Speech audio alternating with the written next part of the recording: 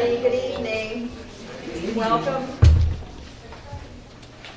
to all our visitors, artists, students, faculty, and the community that came for this very interesting symposium, and of course to see the works upstairs for the last time this weekend. We're going to be closing this fabulous exhibit of masterpieces, and it's been a real thrill to have them here. I'm Carol Daney, and I'm the director of the Frost Art Museum, and it really is a pleasure to see everybody here. I just wanted to welcome you. I want to be sure that after the symposium, if you have not seen the portraits, or even if you have, that you return to the museum upstairs. And also there's another exhibit, Ivan Navarro, who is an artist from Chile, who has a very interesting exhibit of works made from fluorescent tubes. So it's all about light. So please go and visit that. We always have lots of things going on at the Frost. On Saturday, we're going to welcome the director of the National Museum of the American Indian from the Smithsonian Institution. So he will be speaking at 4 o'clock. And then right after that, we have a reception for a Cuban American artist whose works will be exhibited on the 3rd floor. And so you can come, have a glass of wine, enjoy an early Saturday evening with us, and meet some interesting people. And again, this is sort of our farewell to this extraordinary exhibition. So I would like to introduce Annette, who will begin the program. Thank you. Thank you, Dr. Damien, and thank you all for coming out on a Wednesday evening in the middle of the week. Welcome to the Frost, and the first of several symposia that will be offered here on different themes of the Frost this year. So we're kicking off the new year at the very start of the new year, really kind of the cusp. Our courses just started this week, so I know the faculty members in here are kind of exhausted from prepping and our nerves of teaching the first week.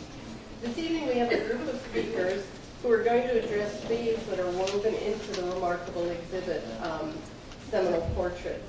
I'm Annette Fromm. I'm the coordinator of the Graduate Certificate of Museum Studies here, and I've curated the exhibit, working jointly with staff at the Atatiki Museum. We have 2 professors from 2 different disciplines at FIU who've joined us. And what I'll do is I'll introduce the 2 professors, they'll speak, and then we have a really extraordinary opportunity in which 3 Florida Seminole artists are here, and we'll have a moderated discussion with them after the 2 lectures. Dennis Wheaton is an associate professor in the Department of Global and Sociocultural Studies here at FIU. He's an anthropologist who studies in Native American studies, ethnohistory, ecological anthropology, and applied anthropology. He teaches undergraduate and graduate anthropology courses including Native American ethnology, Native American religions, ethnicity, applied anthropology, and this semester, Native American films at the same time as my class, so I can't go watch movies. He's published widely on these topics. He'll be speaking about the genesis and growth of the fine art movement of Native Americans here in the 20th and 21st centuries, and the place of Seminole artists. Alpesh Patel is also with us. He's an assistant professor of contemporary art and theory in the School of Art and Art History. He brings to the discussion approaches to viewing portraits as they represent the identity of the sitters, as the exhibit is an exhibit of portraits. Much of his work as an art historian has addressed issues of identity in visual arts. He's published and spoken widely on this topic. And as I said, we'll close with a discussion with the 3 artists who've joined us also. So please join me to welcome Dennis Wheaton.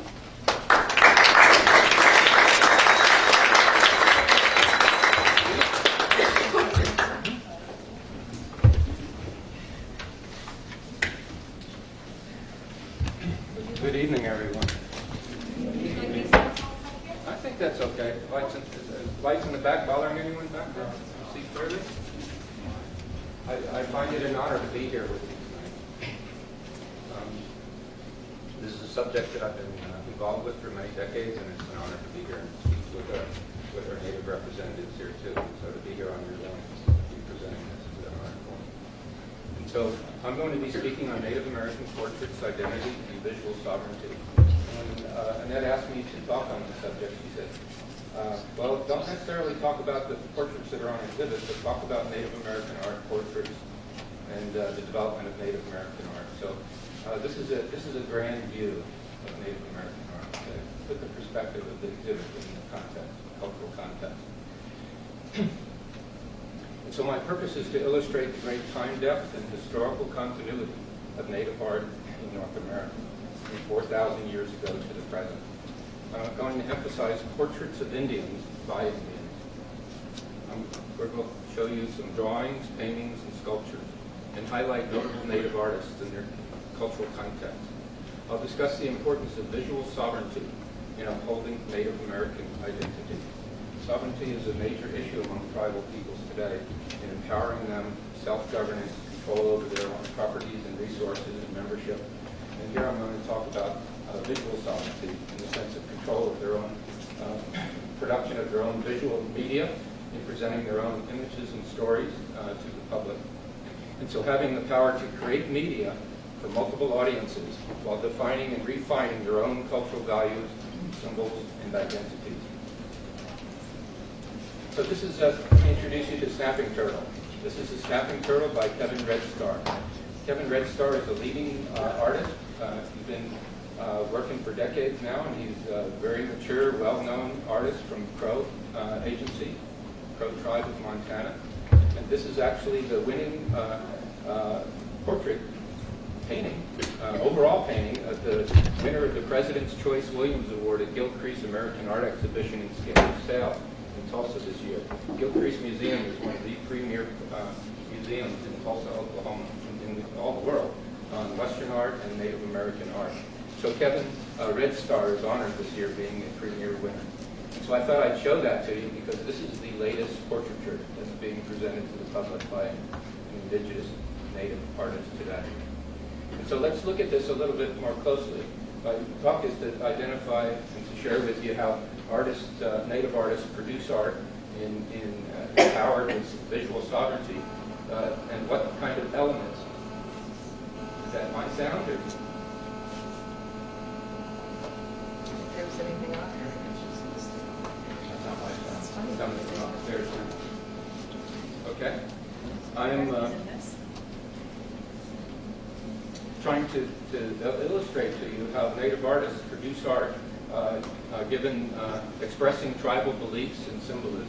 So here we have a painting, a portrait of Snapping Turtle and the Plains Indians, notable for horseback hunting buffalo. The Crow are a representative tribe in Montana, representing that group. And so Kevin Red Star produces images that are very tribally specific. And so a Crow, looking at that painting, would identify it in a very specific way. And so there's cultural elements represented. And one would be, there were buffalo hunters years ago. They have buffalo herds today. But the buffalo headdress, buffalo hair, and then the horns, and eagle feathers. And another thing that is very important to the Crow is the sun. For years, decades, thousands of years, they practiced the ceremony, the dance, the religion, their life, their cosmology based around the sun dance.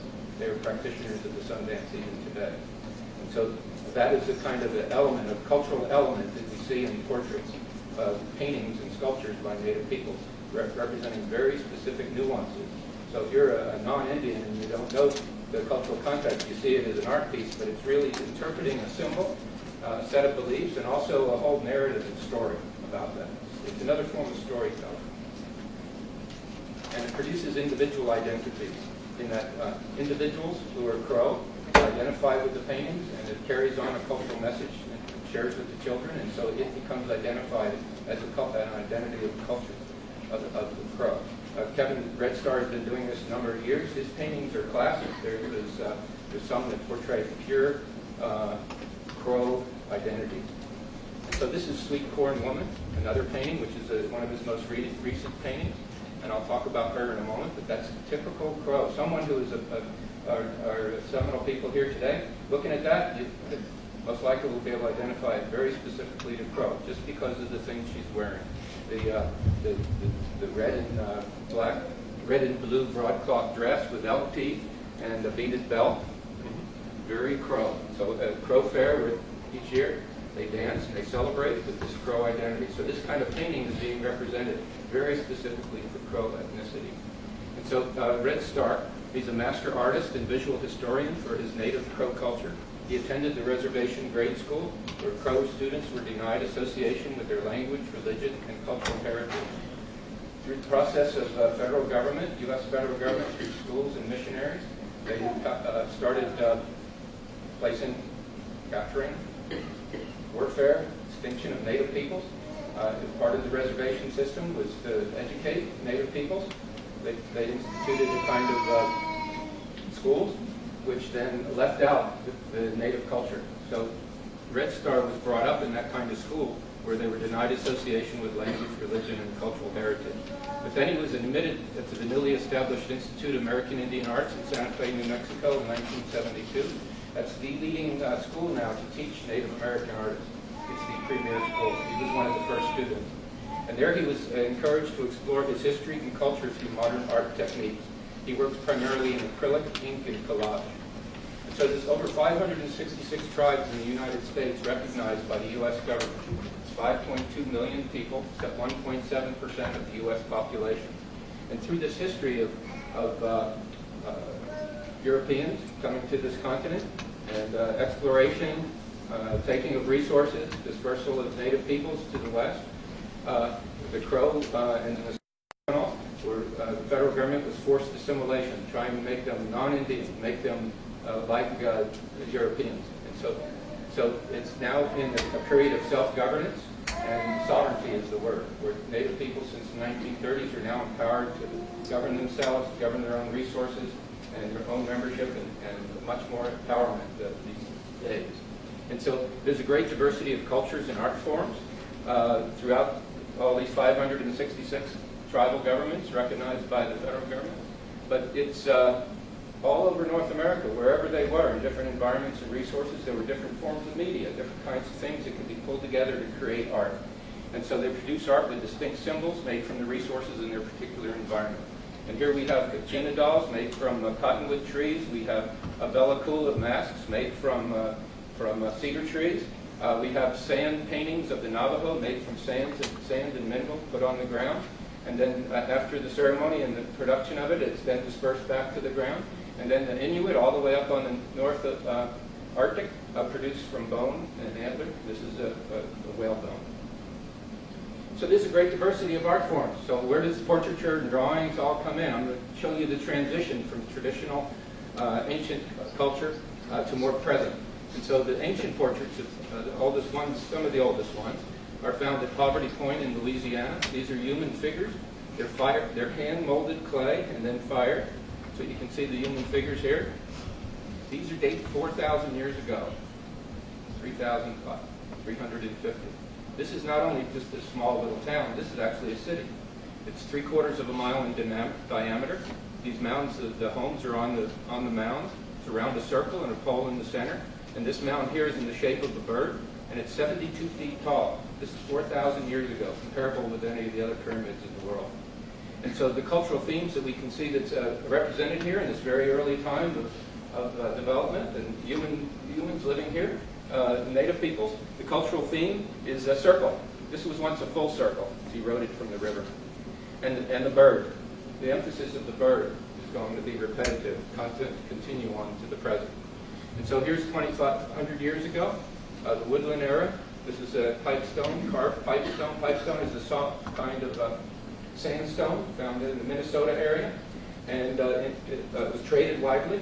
And so the Adena culture at this time had large mounds, large populations, and produced this form of fine art in all kinds of carved effigies of animals and humans, and also primarily focused on smoking and a pipe. And so this is actually a pipe.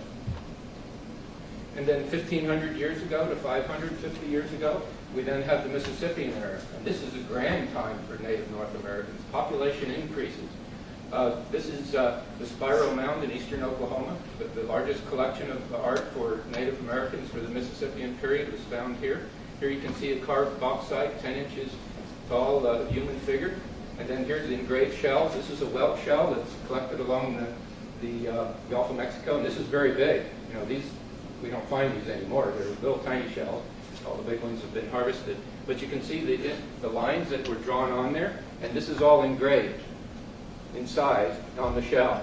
And so if you look carefully, this is a human figure with an arm and legs and a belt and wing as feathers on the arms and has a headdress. And then here's a copper sheet with Rupus designs. This is hammered on the reverse side. It's 11 inches tall. Rupus means that they hammered the copper flat, then they hammered on the back side to form the characteristics. So you can see this is a portrait. 1300 AD. Those are brass ear spools. And if we go across, this is the western side of the Mississippian era. This is a grand area, region, all of the southeast, extending all the way up into the Great Lakes. The Mississippian period, grand mounds, and this form of art with those kind of characters were actually dispersed. Some of them even coming down into Florida. Crystal River is one of the major sites here in Florida, and it's debatable, but some people even say that there's a Mississippian mound that was down in Key Largo. So you can see that we have this grand region of sharing of ideas and cultural ideas. And so moving to the eastern side of the Mississippian era, over in Okmulgee, Georgia, is Etowah, very near Atlanta. This is 800 to 650 years ago. And this is one of those whelk shells also, but instead of being on the outside, it's on the inside. And the whelk is so large that this is about 10 inches tall. But once again, you can see the human figure with the feathers and the headdress. So this is a carved, engraved shell gorget. And so as the Europeans settled on the eastern coast, and through warfare and extermination and disease, the populations were just decreased and disrupted. A lot of people were forced west in Oklahoma and other places. But during that time, we actually find a fluorescence of culture on the plains. The plains really wasn't well inhabited during the pre-European time. There were foot people, pedestrians.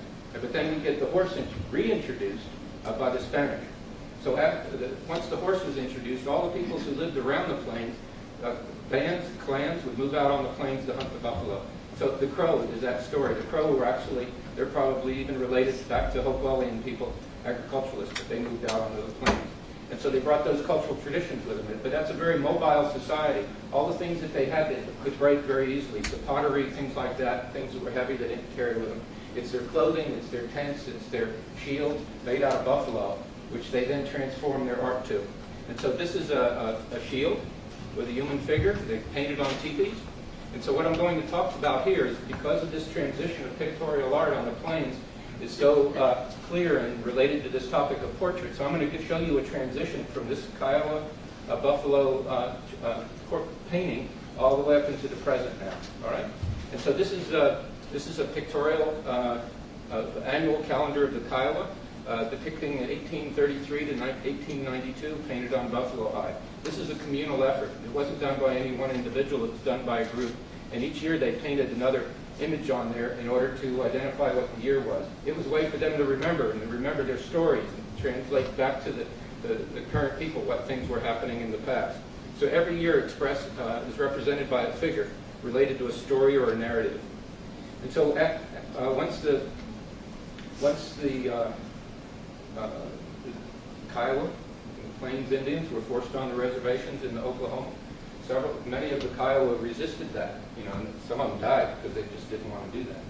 But there was about 28 of them which resisted that once they were on the reservation, and the U.S. government put them in jail. They put them in jail in St. Augustine, Florida, in Fort Marion, and so in Fort Marion, they then gave them ledgers and pencils. So they transferred painting on buffalo hides just to a different medium, to paper. And so that's this transition over to more modern art form. And so they came back, shared that with other members, and so this is the next generation. Silverhorn is the most famous artist on the plains. thousands and thousands of representations on teepees, shields, ledger books are associated with him. This is colored pencil. And so, and this is in the Chicago Field Museum. I actually took this picture. You can see it's a book. There's a line here. This is a book. And this happens to be, I published on this years ago, Early Kiowa Peyote Ritual and Symbolisms, the 1891 drawing books of Silverhorn, was published in the American Indian Art Magazine, which is the leading publication for Native American art. I published that with Candace Green, who's now a curator at the Smithsonian Institution. But if we look at this article I wrote, we're studying the Native American church and peyotism. This is the leader of a peyote ceremony. He's sitting on the ground next to the altar. He has an eagle fan, a rattle, and a staff. And he's dressed, in very detailed clothing. And so that kind of a drawing is representing the details of the individual. You don't see many great details out behind them. It's just the individual details. And then the next generation of artists in the 1920s and 30s are known as the Kiowa Six artists. They're prominent in the development of contemporary Indian painting in the early Oklahoma School of Work.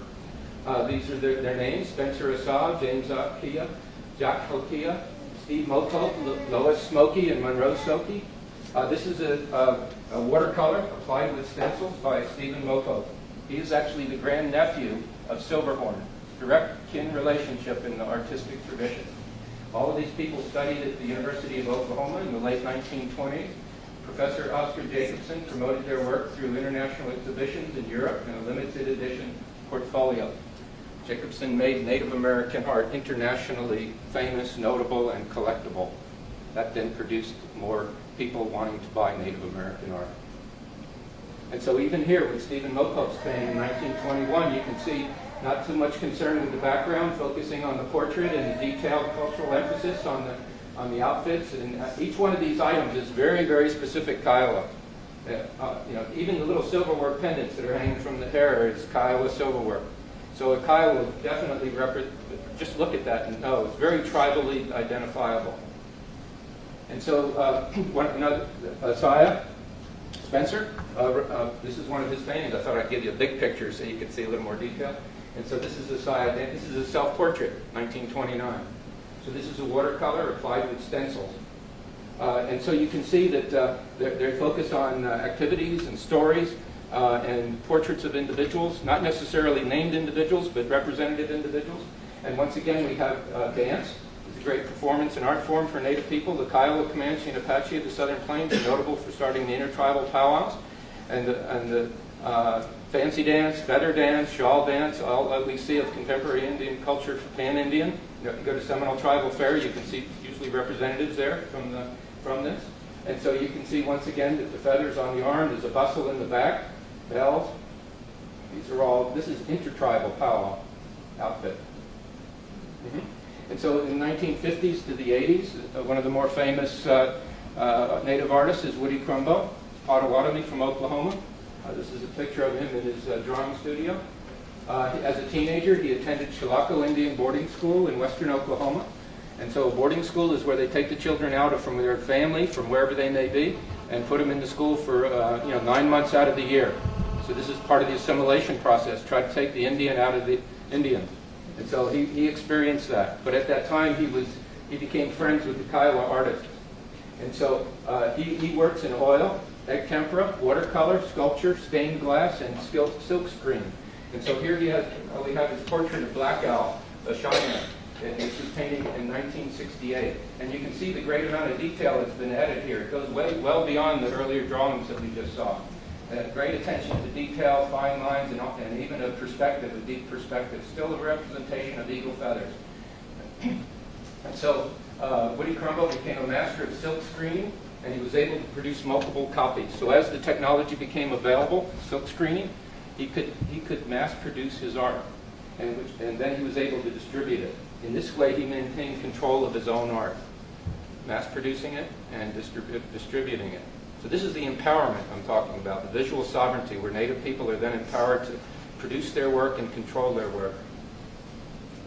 And this is a bigger picture, once again, just to give you a big idea of Woody Trumbo, his work. This is an eagle dancer. And you can see the great amount of detail and in the sense of movement. He's able to capture movement here. And so part of intertribal powwows are fancy dancers, and this is one of them. But an eagle dance is a specific dance where the feathers are along the arms to portray an eagle. Isn't this reminiscent of the earlier shell gorgets that I was speaking of, and the bird mound back 4,000 years? Continuation of the emphasis of association with birds and nature, plants and animals. And then the 50s to 80s, we have modern art that developed, more contemporary abstract art. So this is Oscar Howe, Dakota. He works in Cassine and tempera paintings. One of his paintings are on display in the exhibit upstairs, a very small portrait of a Seminole man. He's most noted for this kind of art. And so that just, anybody have difficulty understanding what the art is? Let's look at a little detail. Here's his chin, facing up with his nose. Here's his arm. He has a stick and a wand, possibly ribbons on his arm, on the wand. Here's the eagle feathers. Here's the legs and the feet. And so instead of focusing on the detailed cultural details of the art, the beadwork, the leather work, he's actually focusing on the movements and the points at which the dancer is moving around. So it's a sense of portraying that vitality and that movement in this form of dance, the victory dance. And then in the 70s and 90s, we have R.C. Gorman. He's born on the Navajo Reservation in Arizona. He's one of the Southwest's best-known late 20th century artists. His signature works are oil pastel drawings of women. Some call him the Picasso of Indian artists. He's the leading artist in the early 1970s with the emergence of the New Indian art movement. So here you can see his art in pastel, not concerned with cultural detail of clothing, but the actual form, the human form. But it's still a native form with the image of the woman. And here's one of his, another piece. So here he's captured the essence of a woman, but it's still ethnic. It's still related to the Navajo. We got the physical features of a Navajo woman, but this is a very characteristic way of women tying their hair. It's known just for the Navajo, very identifiable Navajo. And this is called Fallitude. And so to the present, to bring you up to right to date, this is the winner of the Santa Fe Indian Art Market. Winner, best of classification for paintings, drawings, graphics, and photography. First place in divisional representative painting. This is by Angela Bali. She's from Oglala, Lakota Sioux. And so this is Santa Fe Indian Art Market is the premier place for Native American art each year in August. Thousands of people all over the world come to that. That's the center of the world for Native American art and artists. And she's the grand winner there. So you're looking at the most latest winning portraits produced by Native people today. And so it's Kaisut Yapi, 1862. Kaisut Yapi is translated into those words, remember and don't forget. This is enameled art glass mosaic, little pieces of glass, enameled, heated, and then placed on board. And so look at the expression that she's able to capture in this. This is not only a portrait, but it's a visual statement to the people who see this image. And Kuksapi 1862 is the year in Minnesota in which there was a Lakota uprising. And it's very notable. And the Lakota people are, think back to that time as a time of sorrow.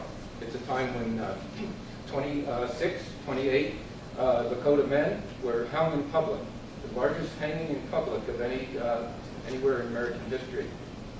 So it's a time of sorrow. And so she's captured it in that portrait. And so maybe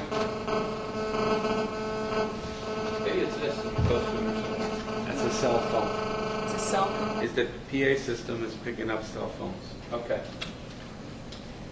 That gives me a little breather here to get my breath. So, my presentation to you today. We've seen the cultural continuity of Native portraits in Native America from 4,000 years ago to the present. Native American language, religion, dance, and art was prohibited by the federal government attempting to assimilate them into American culture. In the mid-20th century, with self-governance and the move towards tribal sovereignty, we see a renaissance of Native American art and culture. Native artistic expressions continue to reflect individual, tribal, and individual identities. and through visual sovereignty, the resilience and power to uphold a distinct cultural identity is maintained in the face of cultural domination. Hopefully I got those ideas across to you. Final reflection on Native American portraits. This is a quote. Paintings remain true to the basic cultural values such as tribe, family, clans, place, and season, regardless of the changing worldviews of the time. And so this is a quote from the exhibit catalog for the exhibit we have here today.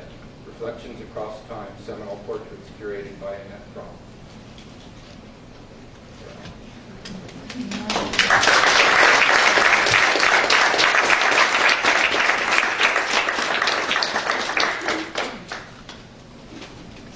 Wow, we're off and running. Thank you very much, Dr. Wheaton. This has been so informative, and I think when we go to the exhibit afterwards, it'll really fall into place, and we'll recall your comments. We're going to hold questions till the end, if you don't mind. Otherwise, I think we'll be here all night. So I'll invite Dr. Patel now to speak in a very different point of view, but to bring us into art history and portraits and identity.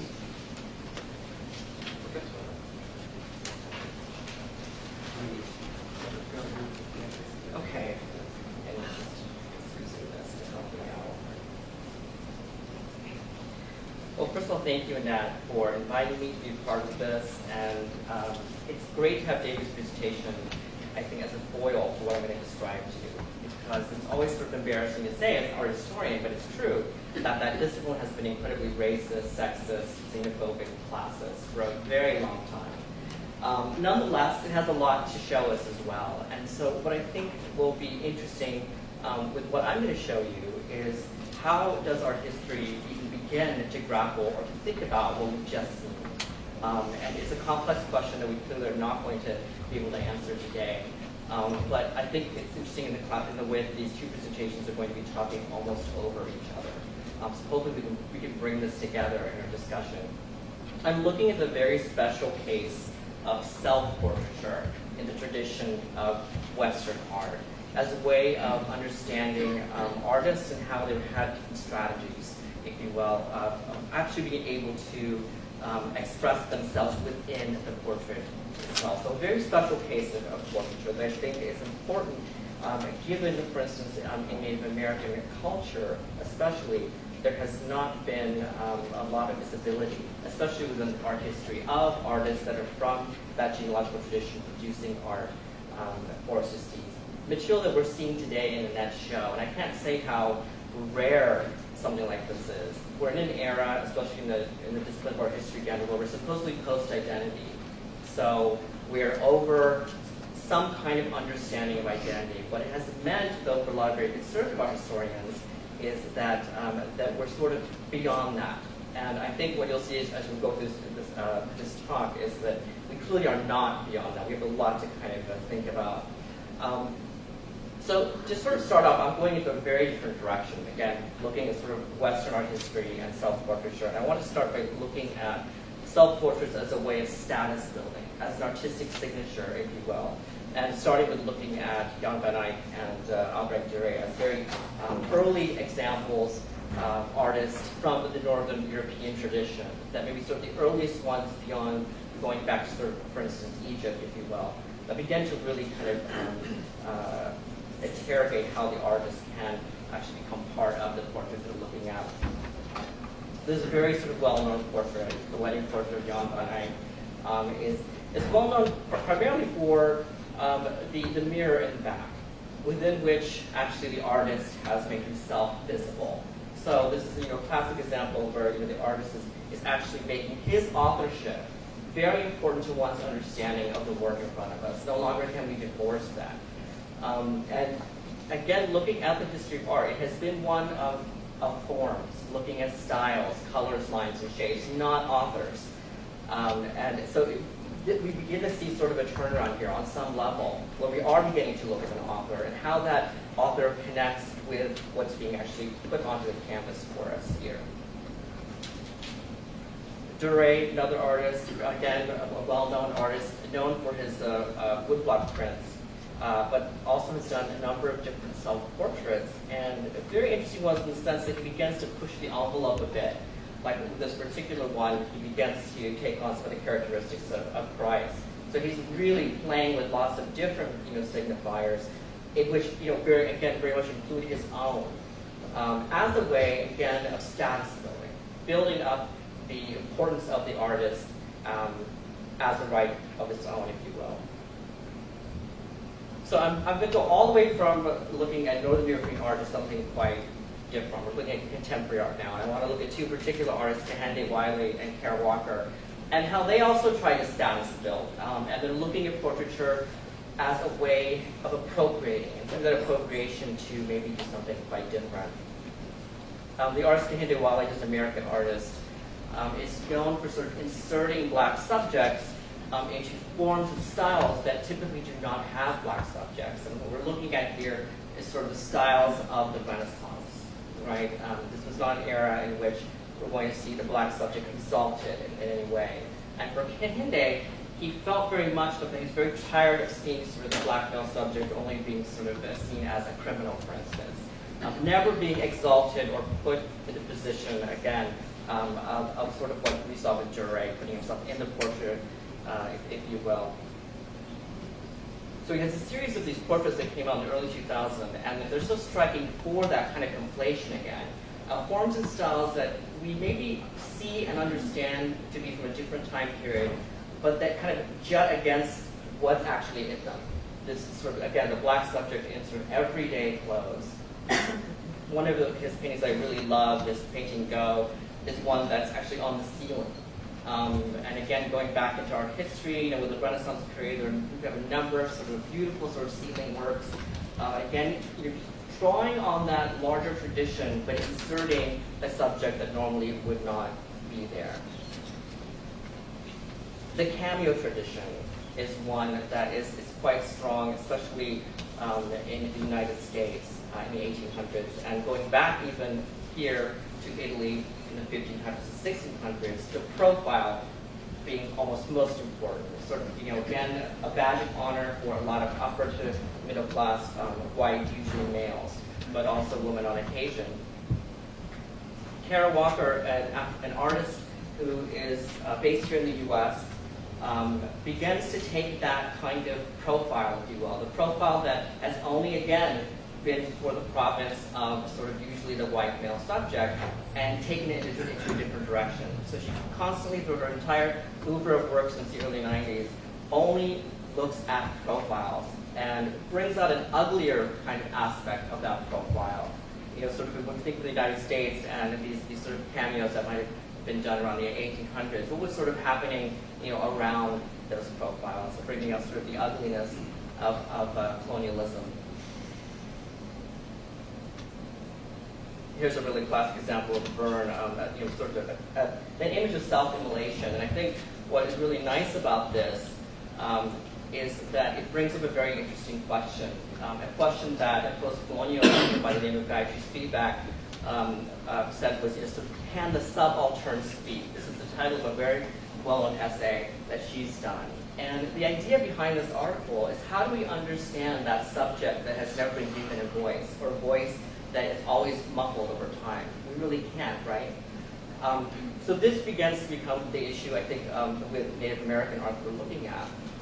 We're talking about sort of a group that has been systematically kind of taken out of the equation of art history, and being able to recover that is impossible. So we come up with a very interesting conundrum right there, that impossibility of having to be able to have that voice from a historical point of view.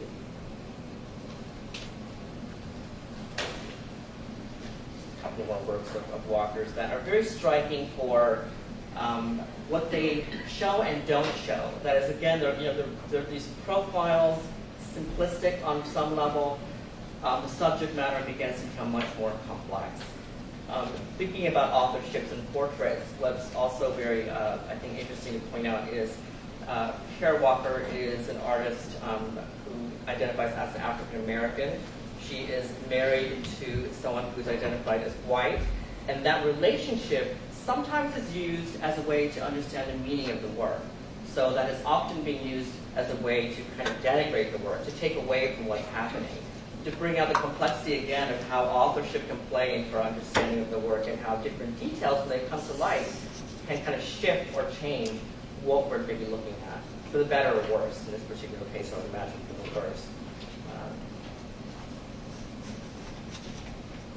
Okay, this idea of self-portrait being one of self-study, one of hyper-realism, and I think that this is maybe what a lot of us think about when we think of portraits, right? Really trying to get the figuration down of an individual. These three artists, I think, are really interesting to bring together for that. Rembrandt, who has done about 90 portraits in his life, did thousands of sketches of himself, his face. And again, these portraits are incredibly detailed, very hyper-realistic, and give you an evolution of Rembrandt through the years, from a young man, sort of a mature individual, to sort of an aging individual. Like, you really get a sense of physicality, the figuration that we sometimes really kind of think of as a true signifier of what portraiture might be. Van Gogh is very well known for this particular self-portrait. Robert Mapplethorpe, a photographer in the 80s, mixing and matching from different eras here, is another artist I think is really interesting in terms of how he uses self-portraiture through photography in interesting ways. This one, taken in 1980, was 8 years before he died of AIDS. These photographs that he takes themselves are very kind of striking. They give us a very strong example of sort of what was happening at that time. The invisibility, maybe in terms of the government actually being responsible about thinking about health and AIDS. And he was making that face visible through his own sort of portraiture here. And what I also like about this particular photograph is his use of the skull there. Anyone that might be familiar with works from like the 1600s, 1700s from Europe is that there would be what's known as a memento mori, which is a reminder of death, a skull that's often put in almost undetectable within works. Here it's not undetectable at all. It's right in front of your face for you. And it's an interesting kind of connection to that sort of earlier motif. So going from something like figuration, it's interesting to think about abstraction as a way of understanding identity. And we just saw a really nice one from the 1920s that David showed us, where we're not looking at figuration per se. We're looking at something metaphysical that describes or can give us a better sense of who someone is or was.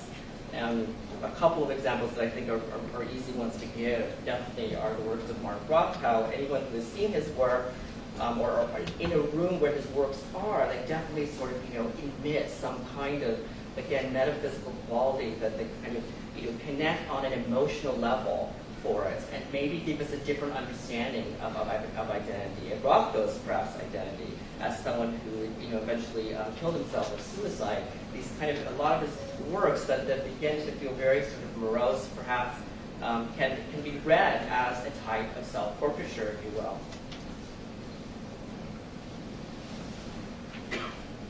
Jackson Pollock is an interesting case actually to use in this theme of abstraction.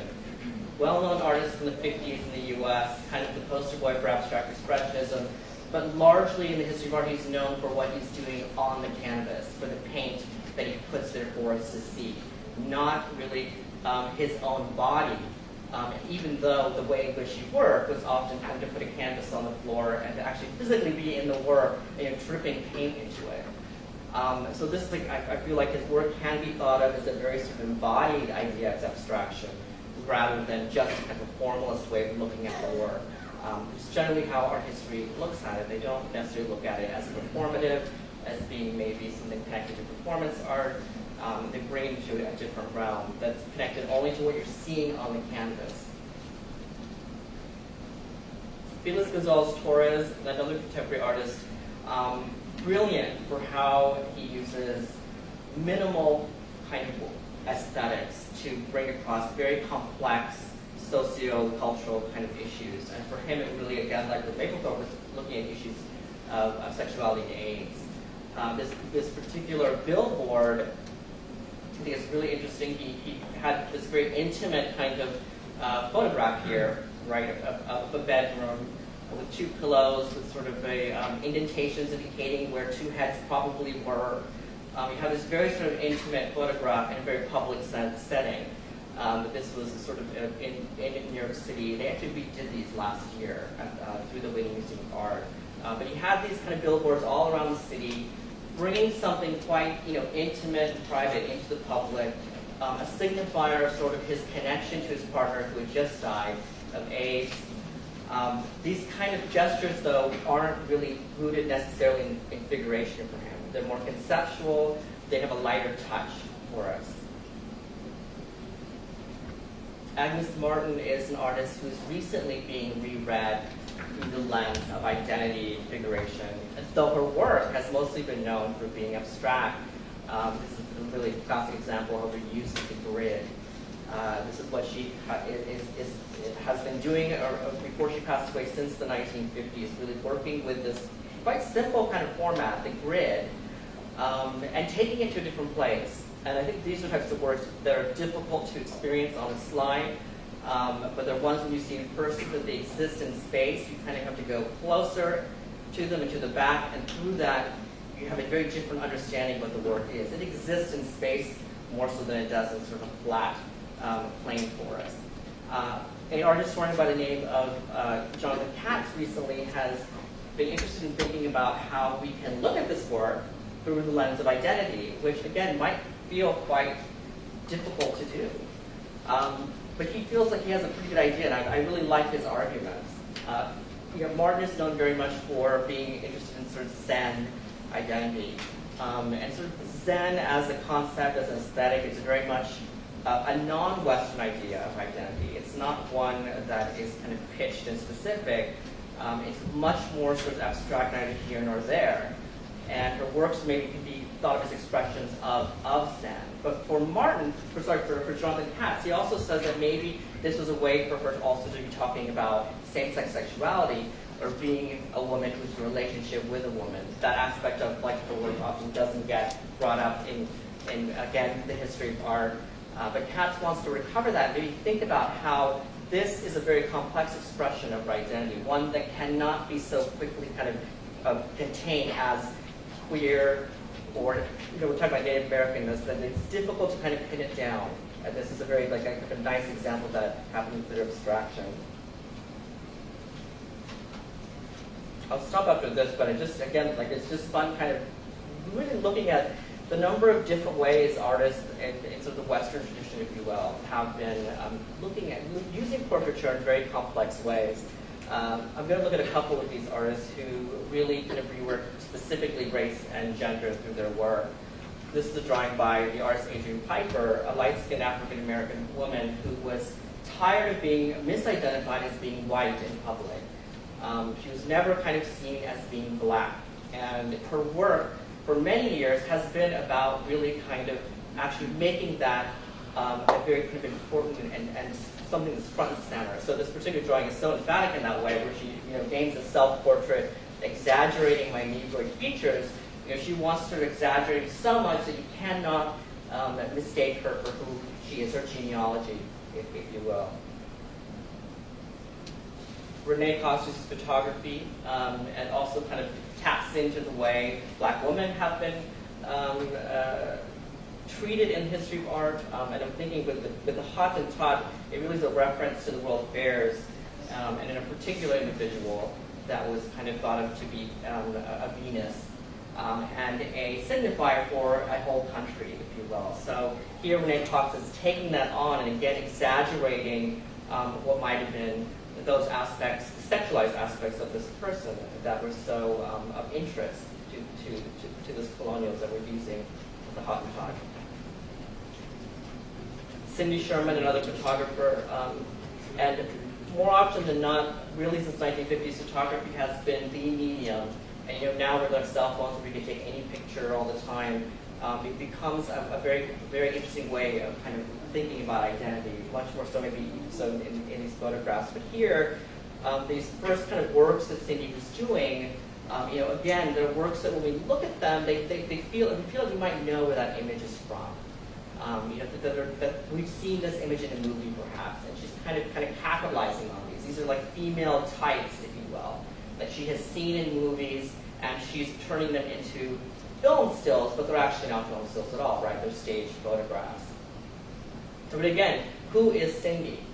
And she's all of these and none of these at the same time. Another work of hers. And I'll just sort of end with Nikki Leave, whose work becomes quite complex. She has done a number of different projects where she'll go into communities and actually become part of it.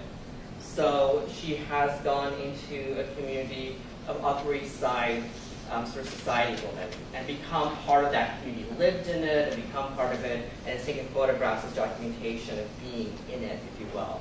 She's even done something called the Hispanic Project, where again, she morphs her identity yet again, and again becomes part of this community for a very long time. She's with these communities for months and months. And the complexity of this is really, what are the politics of doing this, being able to kind of go and change your identity in this way and then leave it? Is that something we should be thinking is necessarily an interesting thing? Obviously, for most of us, we're trapped in our skins, right?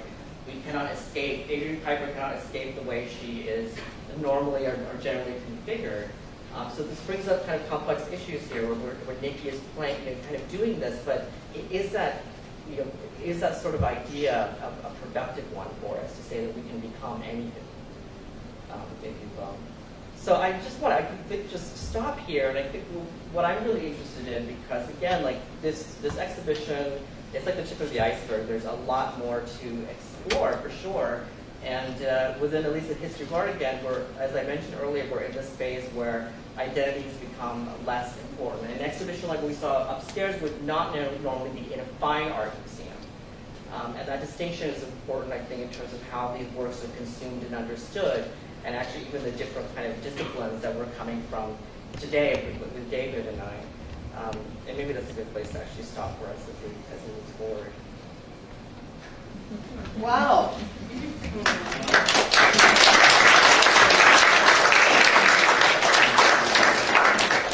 Thank you, Dr. Patel. Another exploration, examination from a different point of view, looking at historically and contemporaneously at identity expressed through portraiture.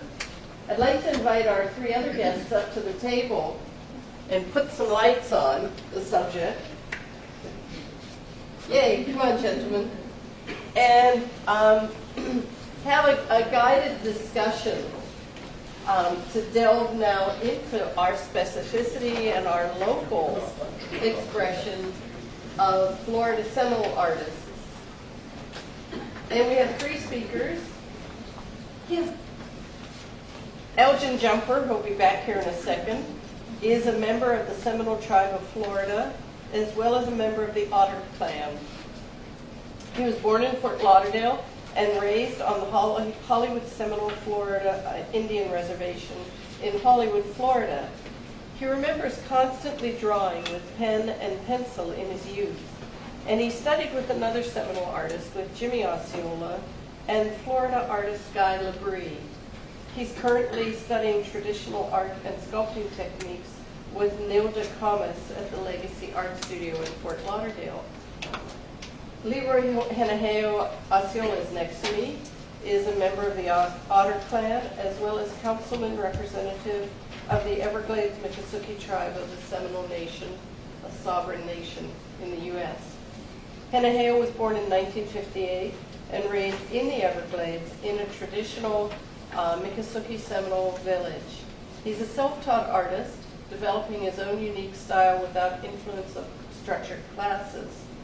His inspiration is derived from a deep belief in his tribe's cultural teachings. Stories and lessons taught by the elders have provided an unending source of inspiration. And he uses this knowledge to speak to his art. And the card and invitation for this evening's event was one of his works. Pedro Zepeda is in the center. He's a traditional arts and outreach coordinator at the Atatiki Museum in the Big Cypress. where he coordinates classes and presentations and demonstrations of Seminole history and culture. He has been learning his tribe's traditional art since he was 14, from his maternal grandmother as well as others. His skills include palmetto and sweet grass basket making, wood carving, patchwork, leatherwork. He's also written about traditional arts and history in the museum's quarterly magazine, and he makes presentations nationwide. And what we'd like to do is get to learn more about their art, having heard generally about Native American art movement in the U.S. Where does today's art that we find emerging from Native American artists come from? How does it fit into what Dr. Patel was talking about, which actually I think it does. So, gentlemen, can I ask you each, please, you can go in whichever order you'd like, tell us something about your heritage, where you were raised and educated, and when you started doing art.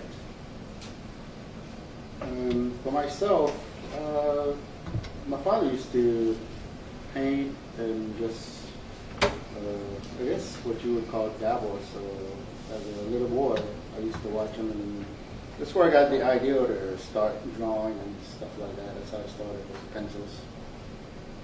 Because we used to run a airboat tourist attraction. So that's how we made our living. And as time went on, I just started stepping up and just. But I like to do different mediums. I don't like to do just one thing. So whatever inspires me when I see it or my history, that's what I do. Public school system there in Collier County. Kind of, I think like a lot of other families, spent a lot of time with my family. A lot of time with my grandmother and all my grandmothers, I guess, and around my uncles. And so I guess I was always surrounded by art in one way or another. I've been doing art pretty much as long as I can remember. One of my earliest memories is taking a purple crayon to the wall and drawing a life-size figure. To me at that time, it was like 3 or 4 feet tall. But got in trouble for that one. Those early memories. And I ended up going to Stetson University and studying art there. A little bit of a rough time going through the school system there, kind of talking about identity and westernization and things like that. Not always agreeing with the professors as far as what my art should look like. And so I've been doing art ever since. Kind of like me, where I don't like doing one thing. Just kind of something to keep my hands busy, I guess. Elgin, please add to the Hi, discussion. Elgin Jumper from Hollywood.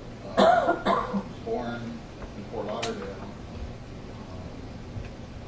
Raised in Big Cypress on Big Cypress Reservation until I was about 5. And then we moved back to the city in Hollywood, and I started going to school with everybody else. And I was drawing, like a lot of kids, it just stuck with me though, But then I didn't say my words, I pencil, pen, and just started walking the wrong path for a while, and it wasn't any good, wasted a lot of time. But I kept that drawing, I kept that little piece of it, and this little ember of it.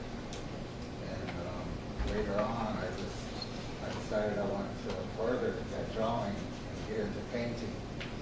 So I've been painting about 8 years now.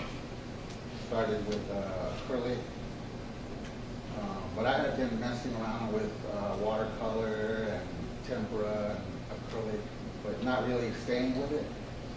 And then I finally started painting, and then I got a phone call from Jimmy Osceola, Seminole from the Hollywood Reservation, and he said, I heard you're painting now.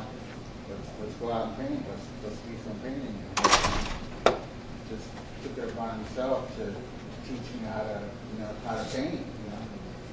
And he didn't charge me for it or anything. We just started painting. We started going out and doing plein air painting. We painted in the house, and it just got to be really good, and I don't remember when it happened, or you know, but it was like a gradual progression where it just became something really bigger than what I, you know, bigger than myself, bigger than, you know, because there's a lot of responsibility, I think, for, you know, to be an artist and a painter. And I try to give back to like Guy Labrie, like Jimmy Osceola, they just, you know, out of the kindness of their heart, taught me how to paint. So that's what I do. I teach the kids on the reservation how to, you know, I don't look at myself as a teacher. I'm just an artist and a painter that goes out and shares with other artists and painters. And just, it's really, the reward is more than, you know, money or anything like that. It's just being able to create with all of these other artists, these younger artists, and sharing with them what insights I've gotten over these 8 years. And that's really going to be good. We're having our first show. We put a little show together, and it's, you know, I just really like the personal, you know, original viewpoints that they come up with, and the colors that they're working with. And in any case, I think I straight off the main issue here, but in any case, I kept up that drawing, and then I'm doing mostly oil now. Those are my 4 back there, and but I work in acrylic and watercolor as well. Some in here, if I may, can I show these here? Yeah. And actually, as you do that, why don't you talk, and I'll ask the other 2 artists to talk about influences that shape your artwork. We heard Alpesh Patel talk about different contemporary artists and the influences that shape what they choose for their subject matter. So what has influenced you all for what you choose for your subject matter? And you can see the gentlemen have all brought artwork with them.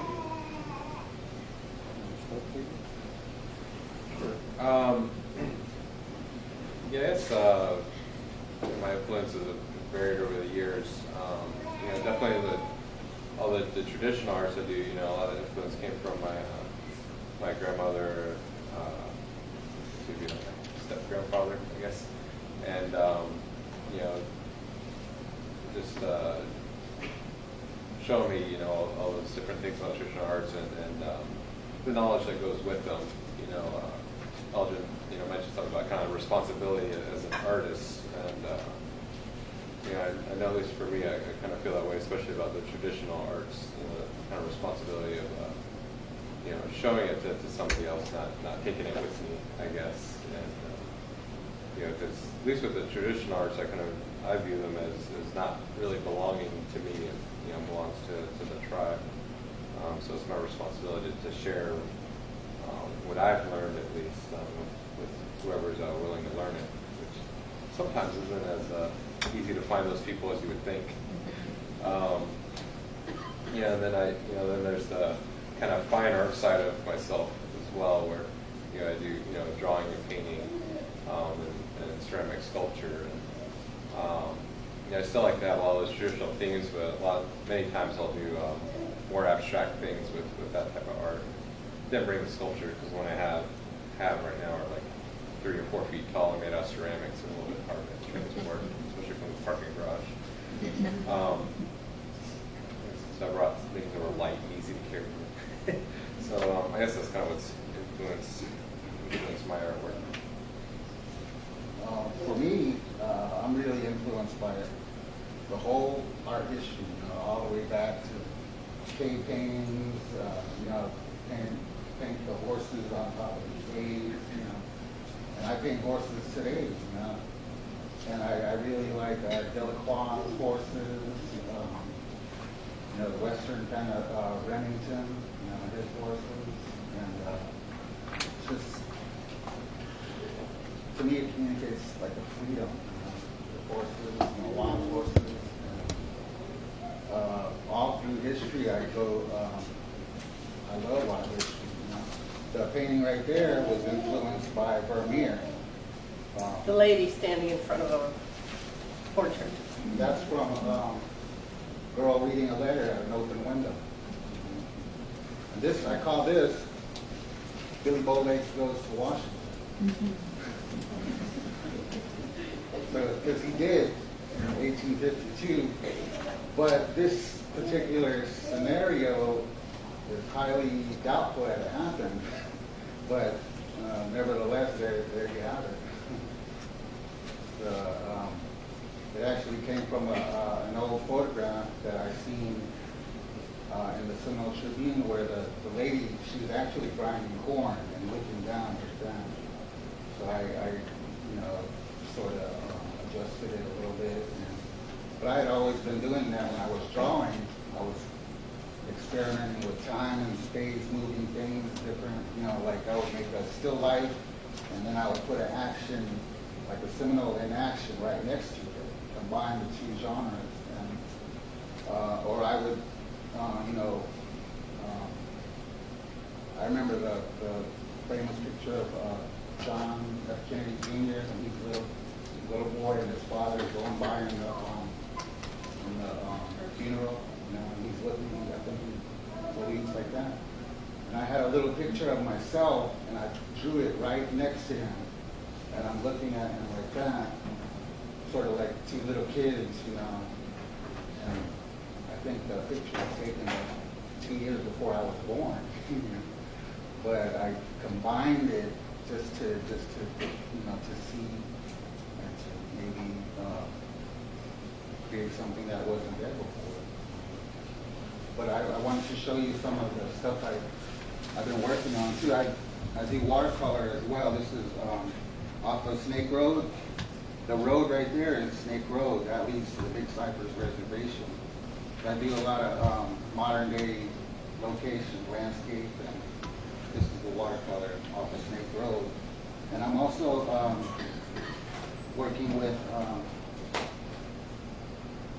putting words into my art, too, text and words. And this is Billy Bowlegs again, and this says Florida Seminole artist. And I'm just working, this is acrylic, but I made it act like watercolor. I really thinned it. So that's that. And this one, there's 3 versions, 2 oil versions and 1 acrylic version of this. It's a Colorful Warrior, I call it. And this is the watercolor version of it. But I still have to put in detail. But I put in all the washes. Why'd you give it that title? Leroy, do you want to talk about the influences that have shaped your artwork? Most of it, what I do today is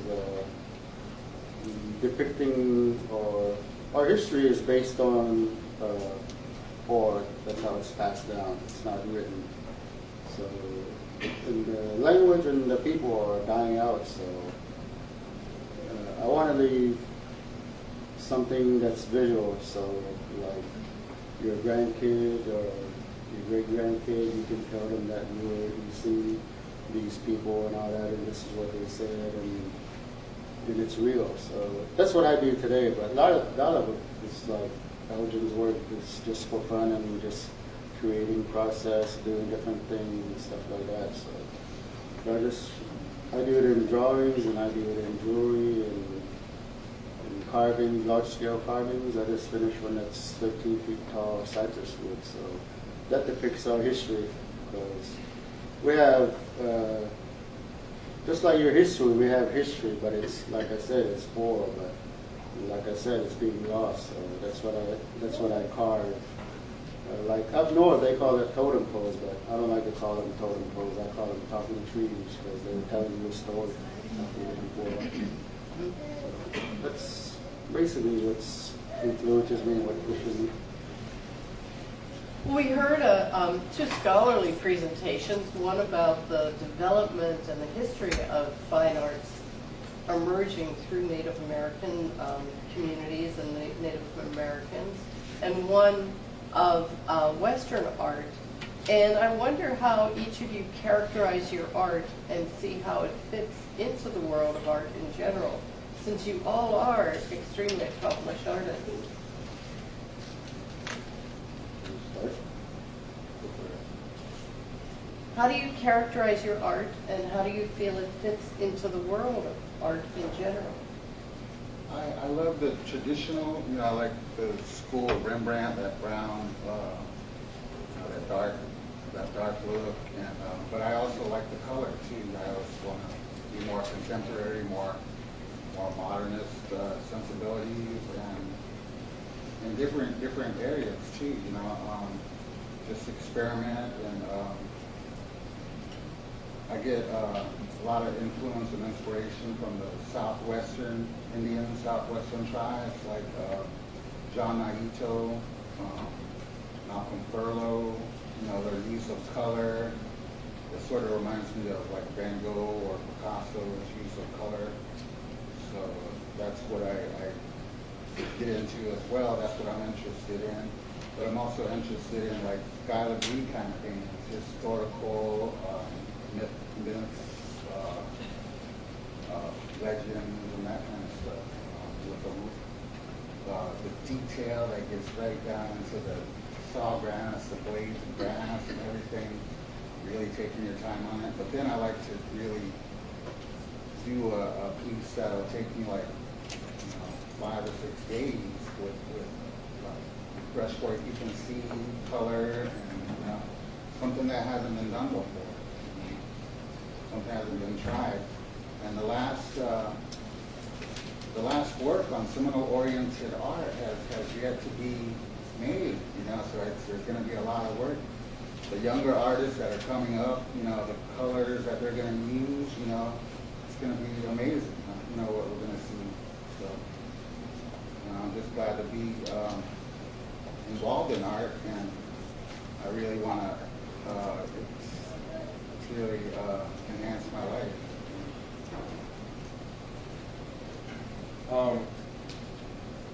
Yeah, I guess we're all kind of an accumulation of our experiences. So, like Elgin was saying, kind of the younger ones are going to have a different experience than me or than my parents or grandparents' generation. So I guess each of our art's going to be kind of slightly different. And me just kind of picking up a pencil or a paintbrush or oils or acrylics kind of makes it in our tradition, contemporary, because that's not something we had. That we're using, 100 years ago, 150 years ago. Even though the subject matter might be traditional, the techniques and styles might be, considered somewhat modern, I guess. Something that we didn't have previously. And I guess there is kind of a line as far as the meaning between, the traditional arts that I do and then the kind of fine arts that I do. Again, the traditional arts. Have meaning beyond myself, beyond my personal experience. Doing something that's been handed down, and again, there's so much art that just goes along with the traditional art object. It's not just a basket. It's not just clothing. It's not just a game. There's stories that go along with these things. There's certain people that can do certain types of traditional arts or at certain times or only a certain point in their lives, and there's reasons for all those things. And so that traditional arts aspect, I guess, kind of I somewhat keep that separate from the contemporary fine art side that I do. So the fine arts side of it, I guess when I do the paintings and drawings tend to be very more realistic, but like the sculpture, I really love just playing with the shapes and the forms a lot.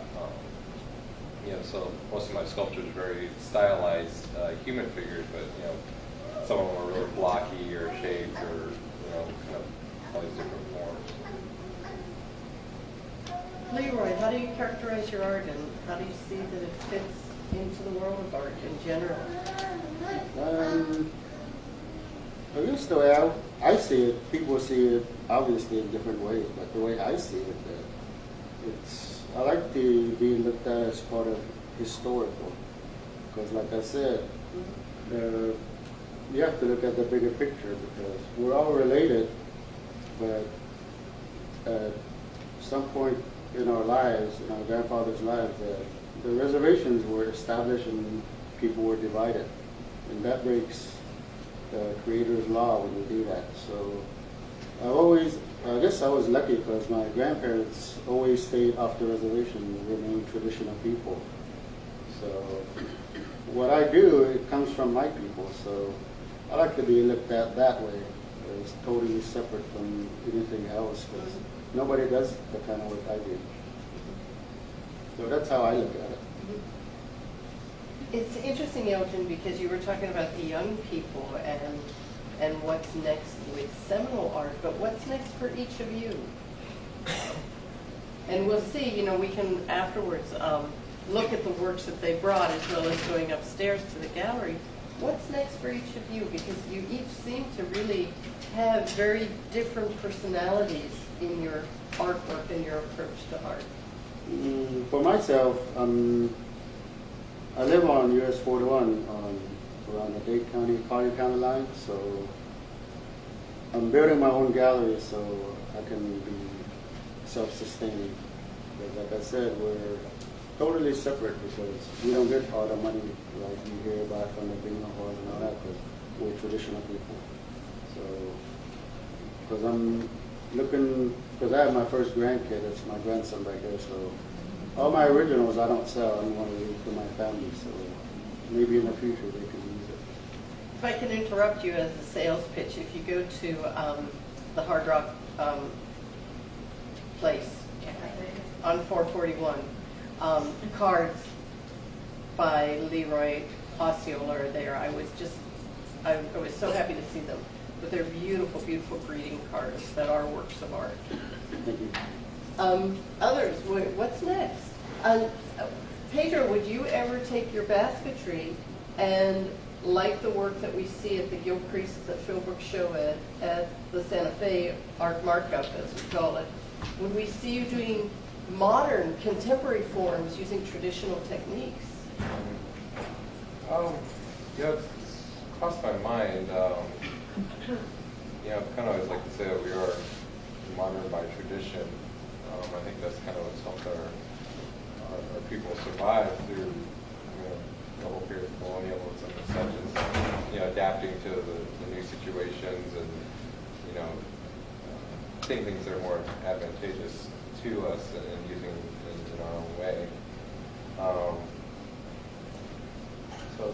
I guess I thought about doing that, but I don't know if I've quite crossed that threshold yet of really mixing those traditional arts with contemporary themes, I guess.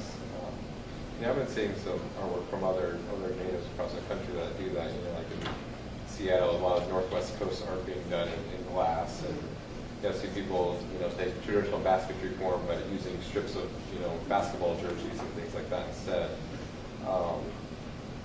I think all it's kind of neat. So I guess it's crossed my mind about that. I think the next thing for me is just finishing raising the family that we started, changing diapers. Probably what's next. Do you have another one?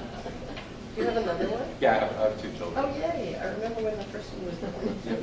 3 and 1.5. And so, Elgin, what's next in your... For me, I want to get more into painting, get more into art, as far as I can to see how far I can take it. And I'm getting into sculpture now, doing bronze sculpture with Noda Kamanos in Fort Lauderdale with the Legacy Art Gallery.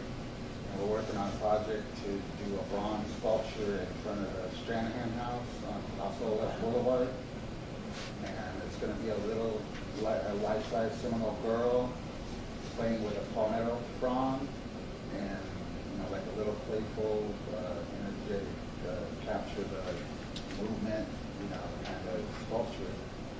And there's really not a Seminole presence art-wise on Los Olas in Fort Lauderdale. we're working on now. Want to get more into oil painting, painting indoors, outdoors, plein air, working on bigger canvases, outdoors, and really see what the plein air is all about. And paint as much as I can. As another ad, speaking of Stranahan House, they have recently teamed up with the Atatiki Museum and the Big Cypress, and will be having throughout this year a number of Seminole-oriented programs, because the Stranahans were very influential in the early 20th century in trading with the Seminole people. So if you go to either website of either museum, I know Pedro's giving one of the presentations. Yeah, I think the first one is next pretty soon. Wednesday evening. That's going to be my coworker Van. We'll be talking about, I think they titled it Food and Fashion. Pretty interesting. We don't have a lot of time because we've gone over, which I thought we would, but that's always exciting. But I don't know if any of you have questions you'd like to address. We could take a few questions to any of the speakers this evening. Yes, stand up, please. Hello. I just remember when you guys were speaking about how you believe it's your responsibility as artists and your legacy. What would you pinpoint as some of your responsibilities? What would you provide? I would say giving back and helping the other artists, the younger artists that are coming up. Send the elevator back down, so the others can come up.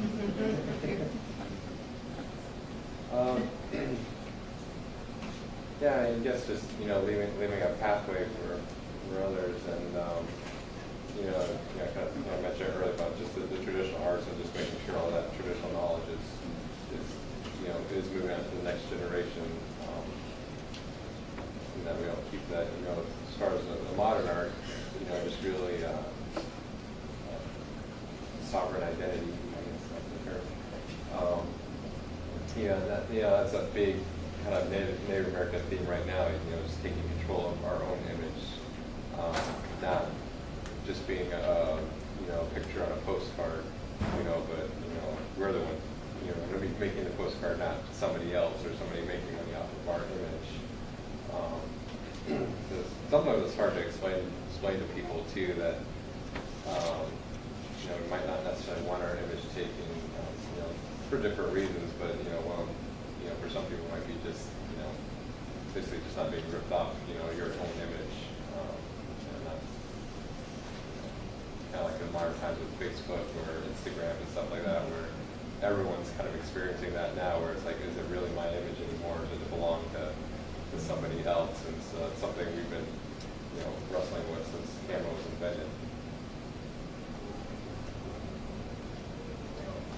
As for me, just proving that we can do art too ourselves in our own way, without masters or anything, but we can do it in our own way. It sounds like it's been a struggle to create your art because, Leroy, you talked about the fact that you really aren't interested in learning with anyone else. And it sounds, and then you had problems in the school as far as, they're allowing you to create the images you wanted to create. So how do you wrestle with that?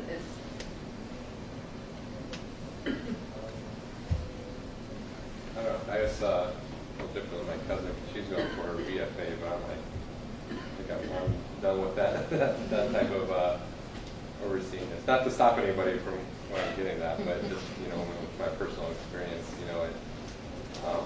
such a small art staff. There's one painting teacher, one ceramics teacher, and several adjuncts, and we had one permanent art history teacher. So when we have our reviews, it was a whole art faculty staff of like 5 people. But like for one professor, I was too Indian. The other one, I wasn't Indian enough. So it's kind of I played the game just to get out of the schooling. But once I was finished, I was I did learn a lot of things while I was there. And I found actually a lot of what I learned was from the other students. Oftentimes more so than the professors, but that's again, not say I didn't learn anything from my professors, but a very big portion was just from being around my peers. So So it sounds like what you're saying is that they didn't allow you to learn what you wanted to learn. They expected you to learn what they wanted to teach you. Yeah, and there's something to be, said about trying to, learn the Western art tradition, and how that led up to where they are today. Because, we might have, Native American background or whatever it may be, we're still a part of that Western society, we're swimming in it. As for myself, there's not really any techniques that I want to learn, so I'm comfortable doing what I do. So, because I work in different mediums anyway. So. And I'm curious because you say you don't sell your original work, and I understand that tradition of passing on to the family. So how do you support yourself, or how do you balance that artistic need to create along with the provision of the family? Well, with me, our way of life is to be, we call them tribesmen. That means that you support your family the way my grandparents did, and like that, by hunting and whatever we can do. So, on the other hand, I sell my artwork to different places, and I do pretty good. So that's how I just get along. And I think after I open my gallery, and I'm going to get a website, so I want to go international. So I think it'll be better.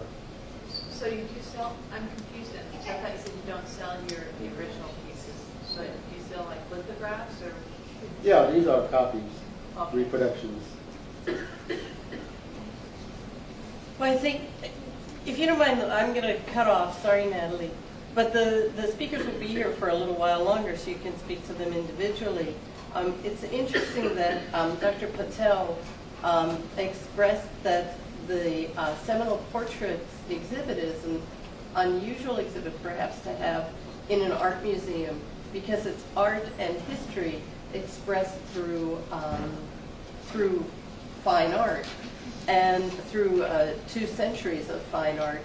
And one of the points of the exhibit is that we are surrounded by a living, rich culture, and the role of the art museum is to express culture of different time periods, different areas, different peoples. And I think that this evening we've delved into that and seen how right it is for this exhibit to be here, especially because we are in the heart of a traditional landscape, traditional homelands of the Seminole and Miccosukee peoples. We were thrilled to be able to work with the Tatiki Museum, to have cooperation from the Smithsonian, different museums, to bring the exhibit here.